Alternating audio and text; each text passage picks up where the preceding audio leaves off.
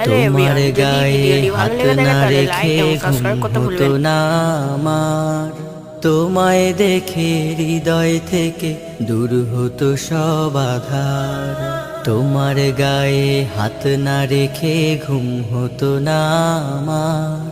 তোমায় দেখে হৃদয় থেকে দূর হতো সব আধার। তুমি আমার প্রথম গুরু, তোমার কাছে দীক্ষা শুরু। তুমি ছাড়া বুঝতো না কেউ মান অভিমান আমার। তোমার গায়ে হাত না রেখে ঘুম হতো না আমার।